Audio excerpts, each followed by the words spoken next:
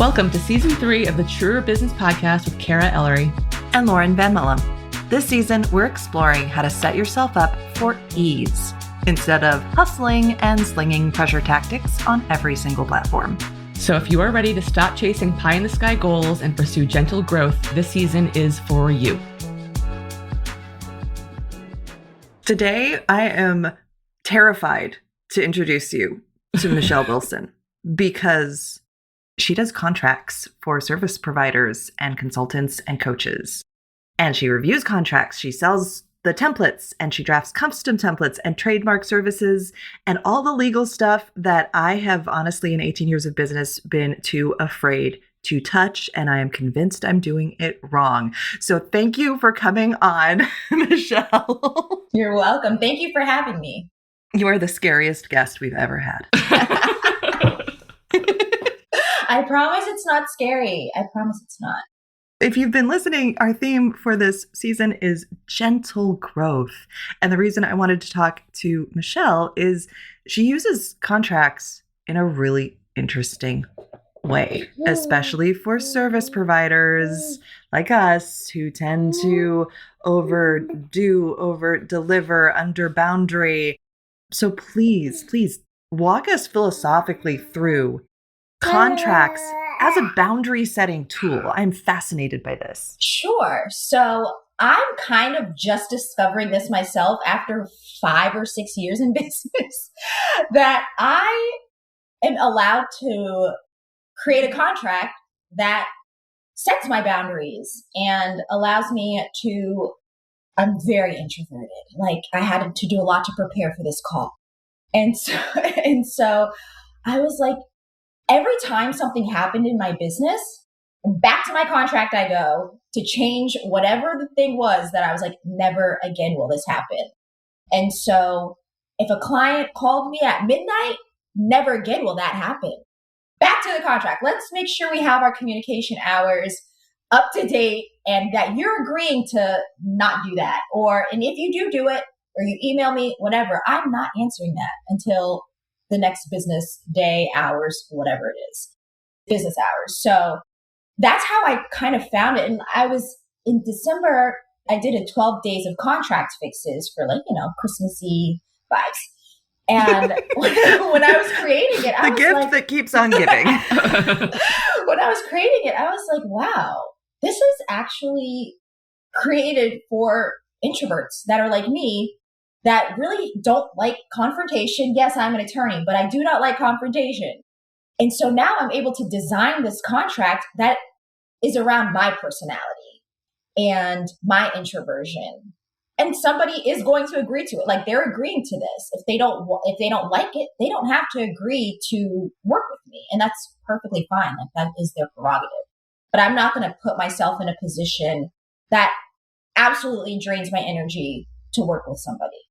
Can I ask how quickly you came to that realization? Because I feel like for me, with my website design and one-on-one work, it probably took a few years. Like I eventually it wasn't even that I got so specific for the most part in saying this was the behavior thing I now need to set a boundary around.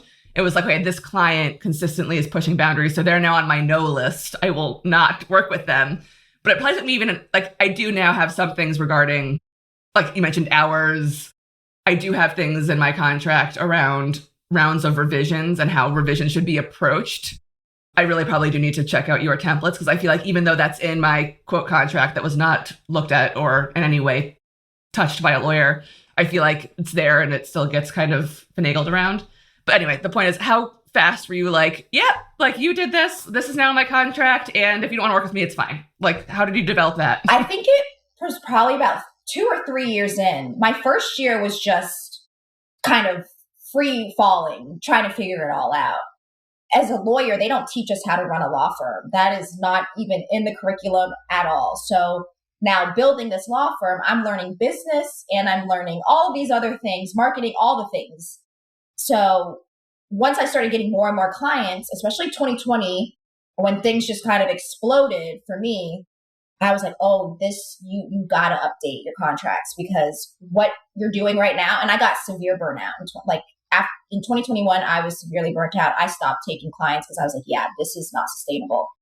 So I think it probably took me about 2 years to really figure it out. But even still, something happened this past summer, 2025, where I was like, oh, yeah, this is never going to happen again. And so I had to change my contract. And I think what a lot of people don't realize is that your contract is a living, breathing document. It should be changed when something happens or your services change or whatever changes. You move somewhere. Like there's so many different aspects of your contract that are going to change as you're growing and scaling and doing different things, pivoting, whatever it is. So What fascinates me is as you're talking about adjusting this contract in response to kind of the last badly behaving client, that's very much also my approach to how I use filters in my copy for my sales pages, for my home pages. Like filters are on every page of my website if you know to look for them.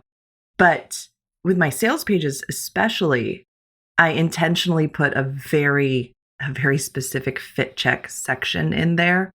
And it sounds like the intention behind it is very much the intention behind what you're putting in the contracts. And I'm just putting it like sort of on the front page, like, please don't agree to give me money if you are not, if you're not willing to agree to this. But what I love about a contract is that there is so much more gravitas behind it. It is a legal document. It is not like a sales page, which is technically marketing and nobody actually has to pay attention to it.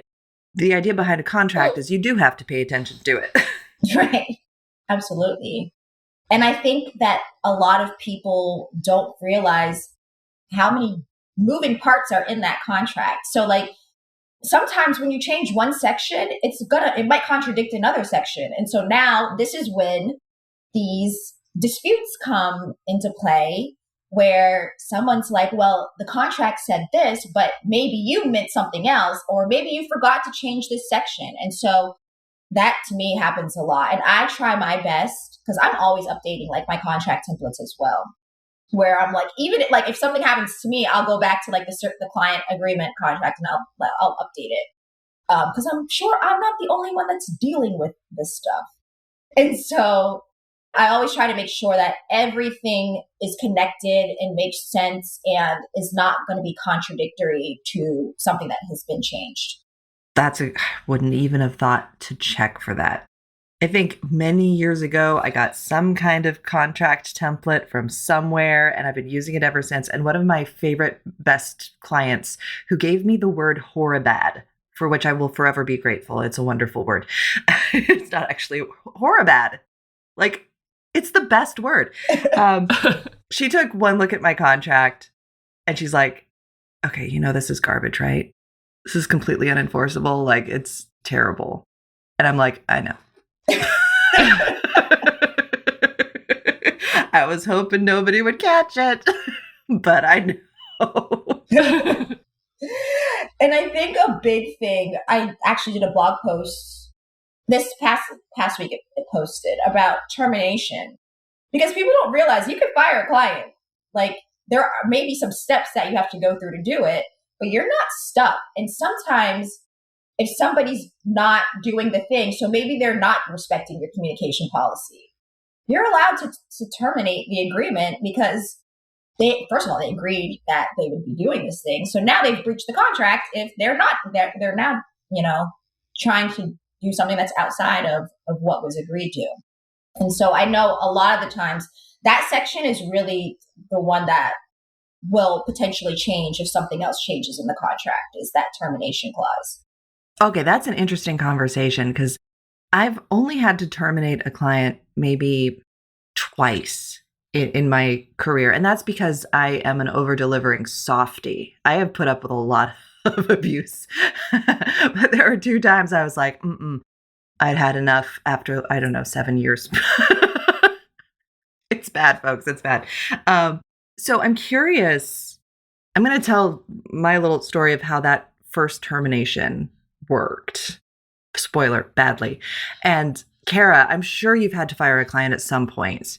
So I want to kind of compare like our experiences with what this looks like when you have a contract backing you up. Okay. So way back in the dinosaur age, when I started 18 years ago, I had this very long-term client who paid me just pennies and was very abusive because I was in my 20s and I didn't know better. And so eventually, years later, I got up the courage to say, I can't work with you anymore. I'm going to do this whole other thing. We've got to complete our work. We were midway through her autobiography, which I will never do again. Don't anybody ask me to write your biography for you.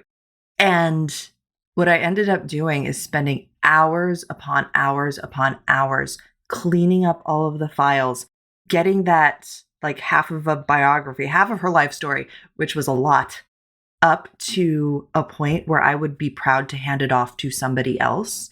And it was just like, it took up all of my time. If I had been relying on money for that, because I was doing all of that for free, just to leave her in the kindest possible place where hopefully she wouldn't badmouth me to everybody she ever met. That's how that went. It was not a good situation. I was young enough to absorb the hit, but I wouldn't be able to do that now. I think I've like blacked out. I've like forgotten. I'm like, I remember that woman was terrible and it ended badly, but I can't remember the particulars. So like, you dissociated. It was just that bad. I mean, I think a lot of them, it just sort of, I don't think it happened that often. Or there's the times where there was like a disagreement and it kind of was just like, we're going to have to, like, I'm going to stand up for like what I did was what was asked of me. And you've exhausted your rounds of revisions and this should have been brought up whenever. And you can disagree about that and that's fine. But like, we're done. And then there are, and again, I can't remember the particulars about why, but I do know there are two people in particular who've been coming back into my inbox and I just blocked their email addresses. I was like, this is done. But I do feel like there was a contract in both cases, but I do feel like it wasn't something that I felt confident in enough that I could be like, refer to this part here and you're not, acting in accordance with this. I'm feeling like that would have helped in those situations. So yeah, it was disastrous, I'm sure. Ready to go. How's it supposed to look, Michelle? So basically your termination clause is going to want to say that, and it really depends on what the whole contract says, but say that, and this is what I do, like I think the biggest thing for a lot of service providers is that when they're having to like chase for payments and things like that. And so I always have in my missed payment clause section that if a payment is missed, then we get to pause work. And for certain, like if by this amount of days that the thing is not paid, termination, like this agreement is done. And we get to keep whatever depends on the situation or how you run your business. But it's sometimes you can keep the deliverables. Sometimes you'll send the deliverables up to the, like if you have like a structure, like a payment structure, like $1,500 for this, and then remaining 50. So anything that you've done for that $1,500 phase, you'll send it over to the client. But everything else, you're done. So yeah, you want to just make sure that your termination agreement says how you're going to terminate. So like, are you going to email them? And then sometimes, even if the relationship is great, you still want to have a termination clause that says once everything is done, this is done. Like the contract is terminated. Like this is over. Like just a natural automation of termination. So I feel like now that I'm thinking about it, contract language is kind of an art. Because there is so many things happening and how you say it is very, very important. And I think that's why a lot of people get caught up in things. And then like the lawyer will come in and they'll be like, yeah, but this is what this actually says. And this is what you actually agreed to. Well, whether you knew it or not. I understand like this was your intention or, this is what you thought you were signing, but that's not what the actual contract says. So you just want to be kind of thorough in like reviewing what these different sections of a contract say. And you also want to make sure that what's really important to you, have them initial to make sure they read that. So like my communication policy, you're going to initial that. My rush fees, you're going to initial that because we're not going to go back and forth. I'm going to make it because people don't really read their contracts if we're going to be honest. Yeah, it's true. But I want you to read this part, and you're going to read it, and you're going to initial it to say that even if you didn't read it, there's an initial right there that we didn't bury this into the contract type thing. I love that. Like that's actually just a good, if you care about it, have them initial it. Because then, especially like things like scope of services, some people will be like, well, I thought this was included. Well, no, I'm not sure why you thought that. But this is what the contract says. So things like scope of services, missed payments, rush fees, communication policies, all those type of things are things that I would probably, like, I think most people would be like, I want people to read this and potentially sign or initial. Okay, I've got a question about this because scope creep is real. Yeah. So when like you're working together, things are going well, you're halfway done through the project, and then the client gets real enthusiastic and they're like, I want you to do everything I've ever wanted, ever dreamed of in my life, and we're going to do it all together. And can you send me a quote? And or they just keep tacking one more thing on. Now, do you have to redo the contract every time? How do you handle the actual enlargement of the scope and then the little creepy things? So I would say you can modify the agreement so that it kind of not backdates, because you can't really backdate a contract, but the amendment will say, it's called a contract amendment, and it'll say, on this date we signed this contract. We're going to now change the scope of services to include this.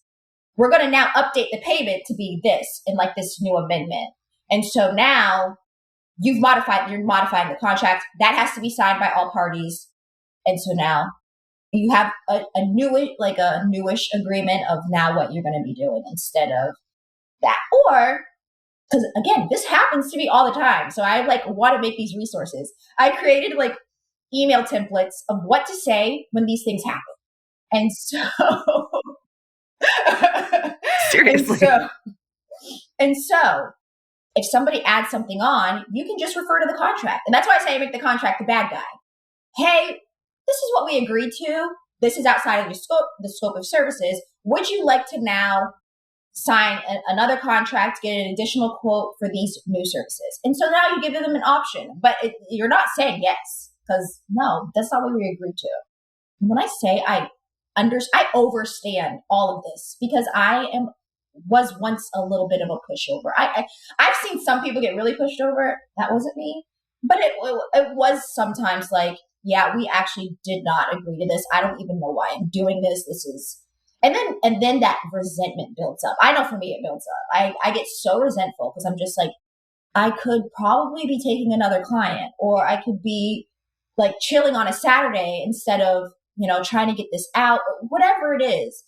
And so I had to make sure that we're going to nip all of this in the bud, and we're going to nip it in the bud right from the beginning. And so that's why I create my contracts the way that I do. I love that. And honestly, the scope creep isn't always on the client side.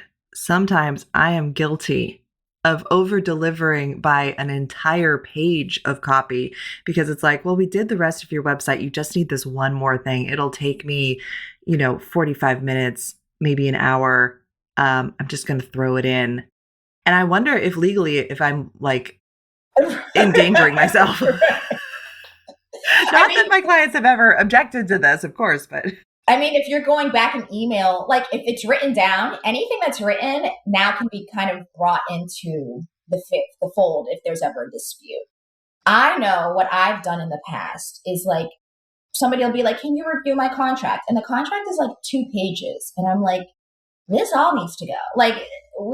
This needs to be expanded exponentially. So then instead of me just reviewing the contract, I'm making all these updates, and that was not a part of the agreement, but it's just this is a bad contract. And so I have had to stop myself. I've had to stop myself and be this is not your responsibility. Your responsibility is to review the contract. You give them notes about what you would change, and then you go on from there. If they would like now you to update the contract, then we could sign a new contract and we'll update it. But the scope, was just review the contract and make some notes around what I would suggest you change. Okay, now I'm really curious about your templates. For service providers and for coaches, because my people are coaches, and Kara works with service providers, coaches, consultants, like we're all in the same area. But how does a contract work for like a coach that maybe does something not so tangible as here is your draft of finished copy? So like, I know a lot of the coaches, they'll like do like Zoom calls, things like that. And it doesn't really shift. It's like not any different. If there's something that you are doing, then you just write it in the contract. So if it's like 5 hours of Zoom calls, that's the thing. You don't have to put in exactly what you're going to be talking about in the Zoom calls. Like it should be general enough, but also some specificity is helpful. But it doesn't have to be like down to the science unless, the other person wants you to do something like that. But yeah, I feel like just saying what the thing is that you're going to be doing, that's more than enough. It's setting expectations. Right. I like from the copywriting perspective, of course, because that's all I've got. But I love how the sales page and the contract can work in tandem, like they're working with each other to create a better client experience because they're defining the expectations. They're really supporting this relationship in a beautiful way.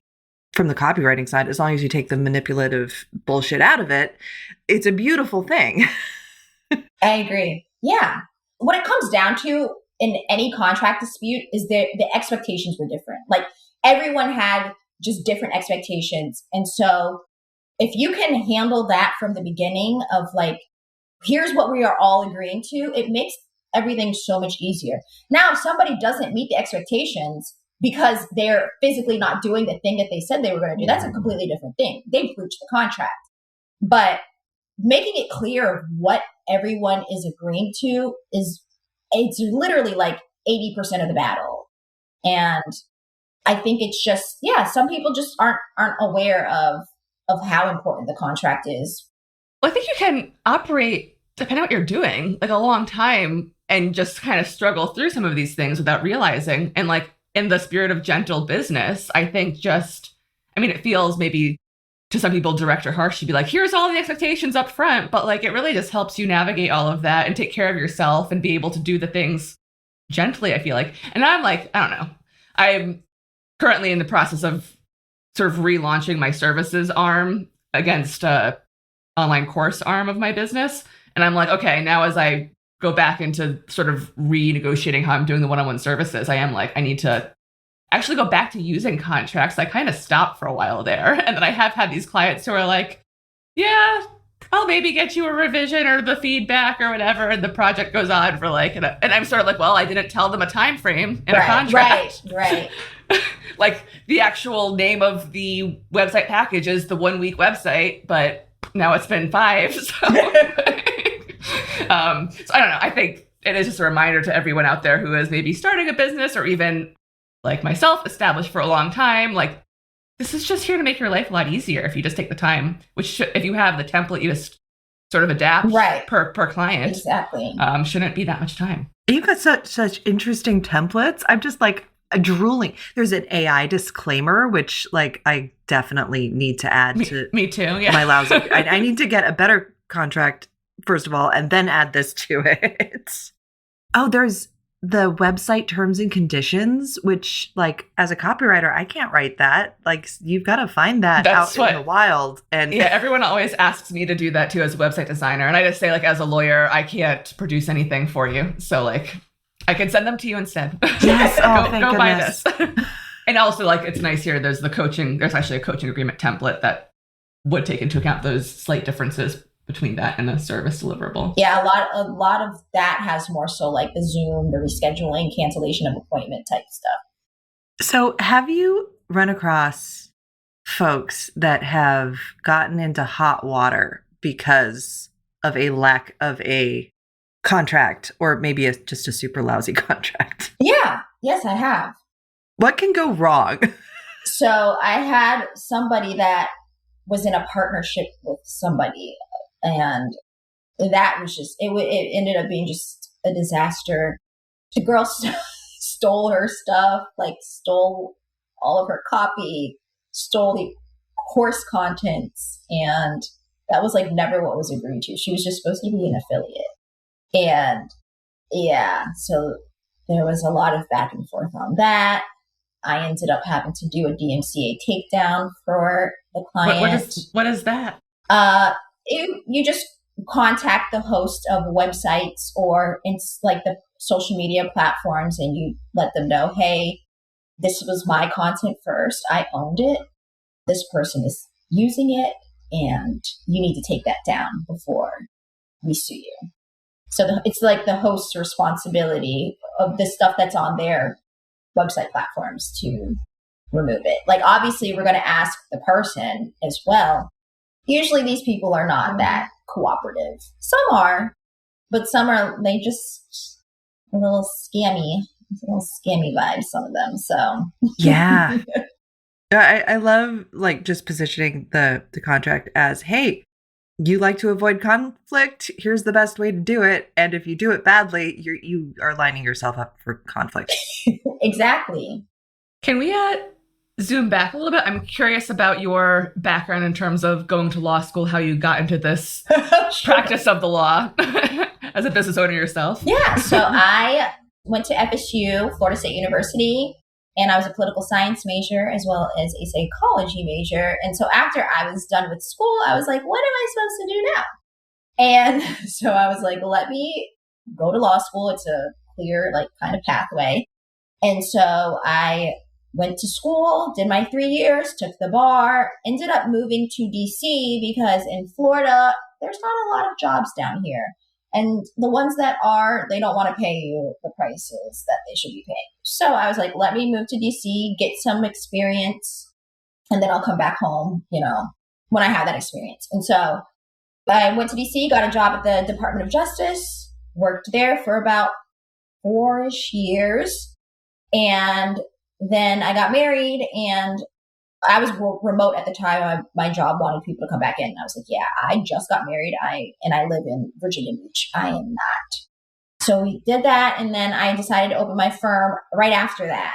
And so I initially was going to actually do like credit card debt collection defense, because that was what my experience was in prior to working at the DOJ, because a lot of my DOJ skills did not translate to like other types of law.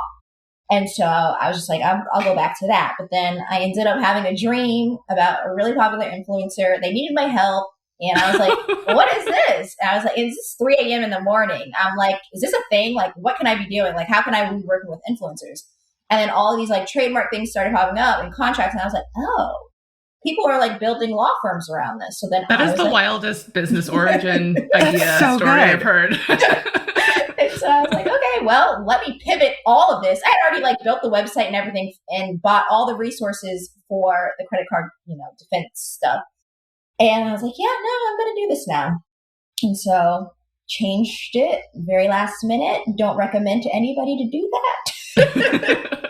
And yeah, I just decided to launch it and been doing it ever since. And then I had known that I wanted to create like some type of passive income. We know it's not passive now, but where that's a weird like recurring theme for this season. I thought I was having the passive income dream, and then I realized nothing passive about it. So I was like, I wanted to create like something, where I didn't have to be so hands-on. And so I saw that some attorneys had template stores. I was like, oh, I can do that. I'll do that. And so then I decided to launch CEO Legal Loft, and that, went from there as well. So how did you niche down into like this? Because I was originally wanted to, like I said, I wanted to do influencers, but then I realized influencers don't have money, a lot of them. So I was like, who is in this space but actually makes money? And then I was like, oh, there's these people. People who are doing services. Okay. So that's how that came about. You mentioned 2020 being sort of like a big year, given everyone sort of moving services online and needing all of these protections. What have sort of your struggles been with scaling or growing and trying to have that be gentle and not result in the burnout you mentioned in 2021? I am the worst boss. I am my own worst, like I'm my worst boss personally. And so I was trying, like I would hire and I just am not good at management. And so I would say that was probably so then I'm having to do everything on my own because I know myself. I'm like, this is not good. And I know it's a skill. It's a skill that you have to practice. But I would say trying to hire people was the most difficult thing that I have ever done in my life. Tell me, like, what kinds of positions and how many, like, what's the scope of this? So I only had two people. So I had a paralegal and a virtual assistant that would like take phone calls and stuff like that. So they would just make sure that the leads were fit for the firm. And then the paralegal would do some of like my trademark searches and contract reviews and things like that. So I realized that that is a full-time job in and of itself. And I was like, yeah, I actually prefer to be a solo, like pure solo. I will hire when I need help, or like more project based, because I think I found that because there's a website where you can hire other lawyers for like projects. And I found that was a much better fit for me than having somebody that I have to check in with every single day to, figure out what they're doing for that day and all that type of stuff. Yeah, okay, that's really interesting because back somewhere like midway along my career, I thought I need to scale. I need to be, have other humans in this with me. And I tried to subcontract a couple other copywriters, and it blew up in my face spectacularly. And I also made the call, like, I am a one-woman show from now for forever. I do have a VA that's great. That's all I need. Like, for me, I think a VA is just more than enough. I had hired one in December, and that's a whole other thing. Hiring is difficult. But I'd hired somebody, I think it was October. Sorry, I hired her in October, and then she kind of just disappeared in December. We'll go back to that eventually, but for now, we're just going to keep it pretty solo. I don't have anything like, upcoming major things happening. So I'm like, I can handle this for myself for now. But yeah, hiring is hard. It is. And being the boss of somebody can be very challenging because you think that they're going to be as like passionate and overperforming and underboundaried as you are. And and then it's kind of a rude surprise that you actually overdeliver way more than everybody else. And that's not a fair expectation to put on anybody else. By the end, it was just, I would ask for something to be done. I'm thinking things are getting done and nothing was happening behind the scenes. And I'm like, this actually has a deadline. So now what am I supposed to do? And that's what I've kind of run into a lot with many VAs. And I'm just like, this is a me thing. This is a me thing because there's just no way. There's no way that this is just happening like this has happened many, many times. At the beginning, like a lot of lawyers were like, just hire the people from the Philippines. I'm like, no. I did that once and I was like, never again, not doing that ever again. So those just weren't the vibes I was on. That was a lot of hand holding, far more hand holding than I was equipped to be doing at the time. Because I still had to do the legal work. It's not like I'm just, it's a different thing when you're not having to actually do the work, the actual service. But no, I'm doing services and I have to like look over you and tell you like, I have ADHD. There's only so much my brain can hold. And yes.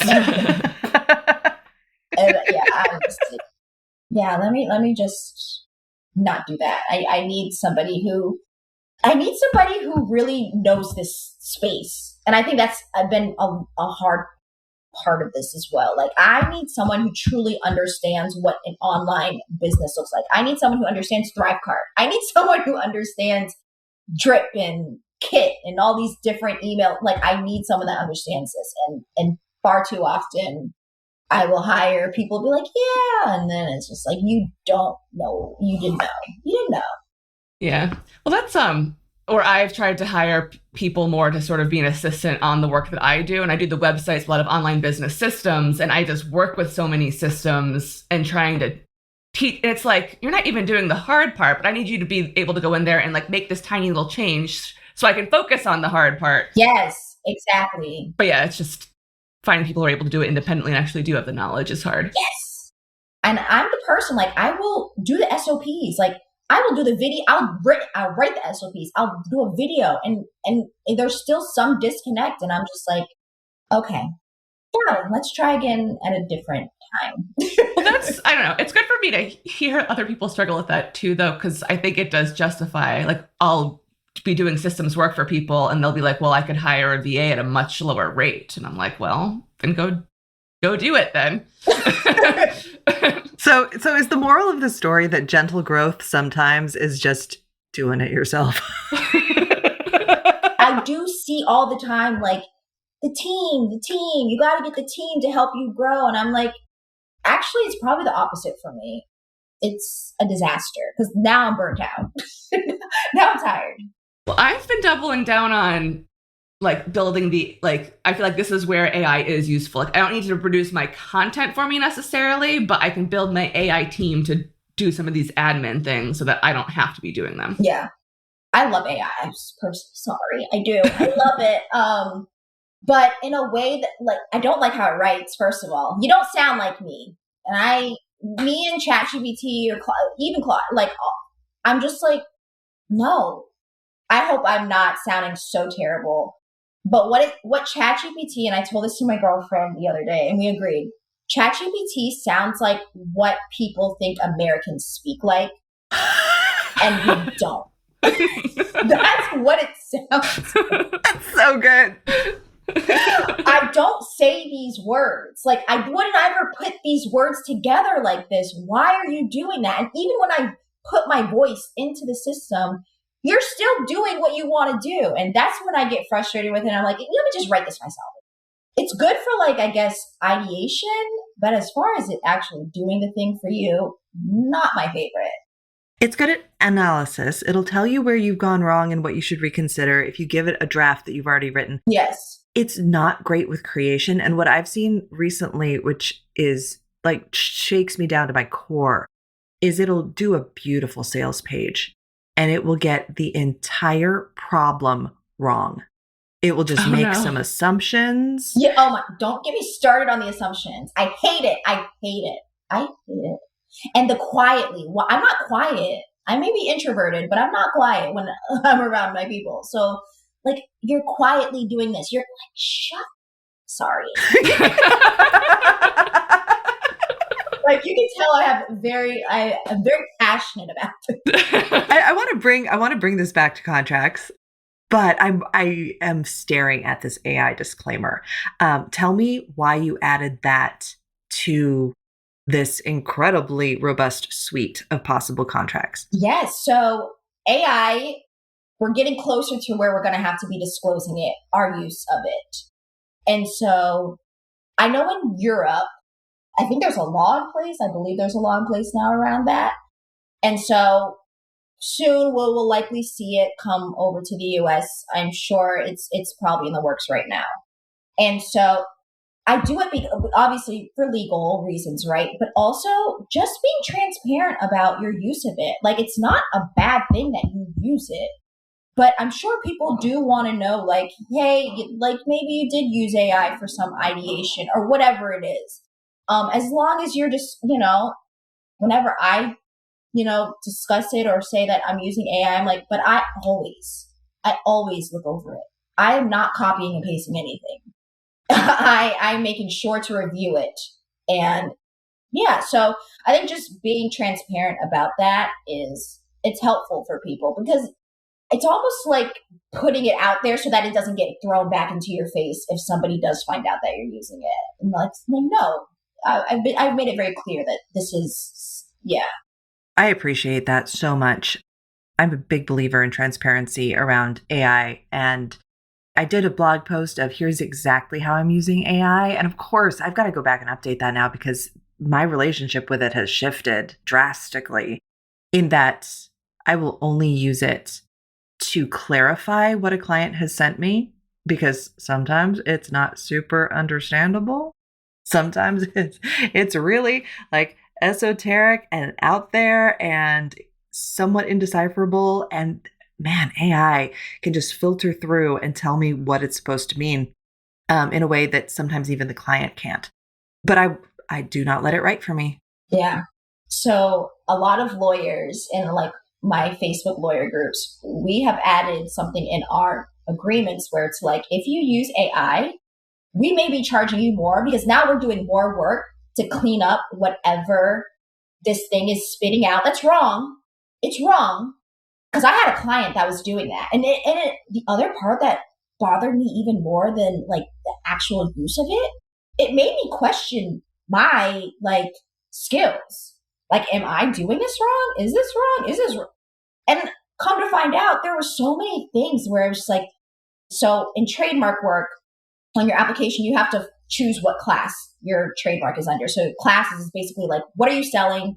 Is it services? Is it products? And you have to give the exact service and product that you're selling, or types of products that you're selling, or services that you're selling. And this, like, he would send me something back and he would say, this should be under this. First of all, this isn't even a choice that you can choose in the application. Second of all, that's wrong. Like, that's the wrong class.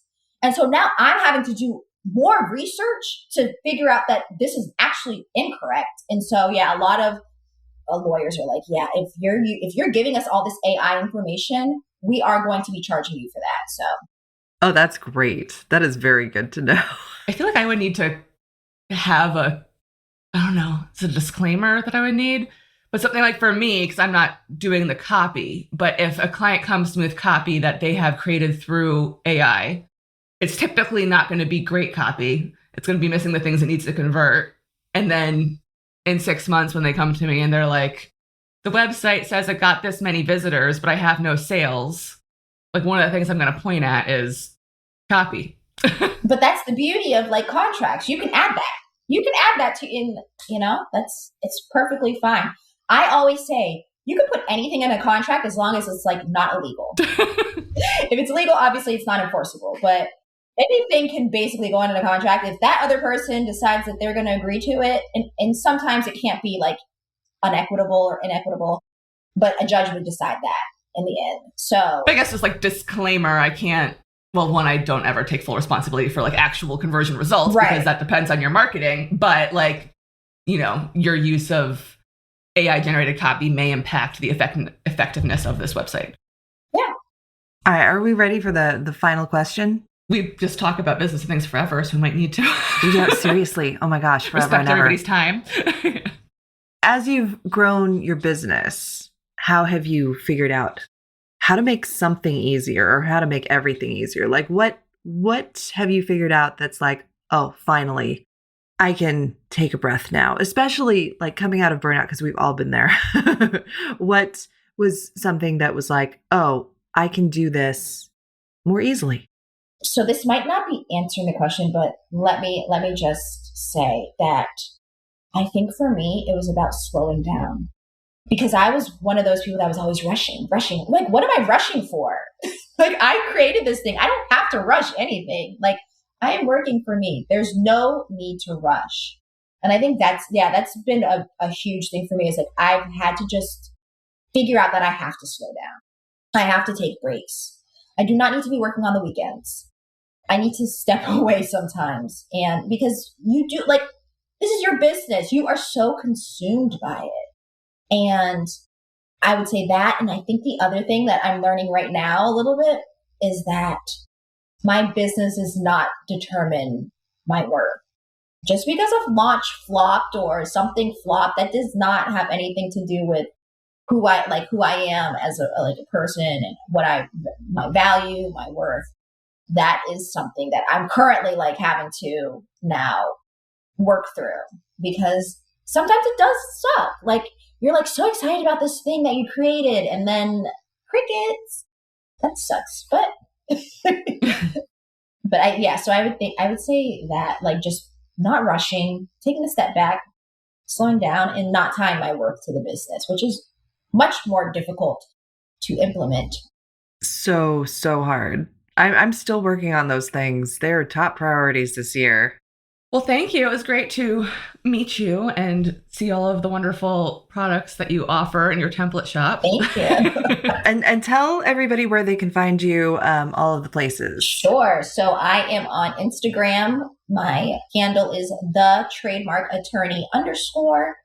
And on TikTok, I'm just the trademark attorney because I couldn't get that on Instagram. And then you can find me on usually emailing somebody. Like I love my newsletter. So if you want to pick up my free mispayment clause for service providers and freelancers and consultants so that you can stop work when somebody doesn't pay you, go to the ceolegalloft.com/pay. And we'll have everything linked in the show notes below. Yay. All right. Well, thank you. Thank you so much. You're welcome.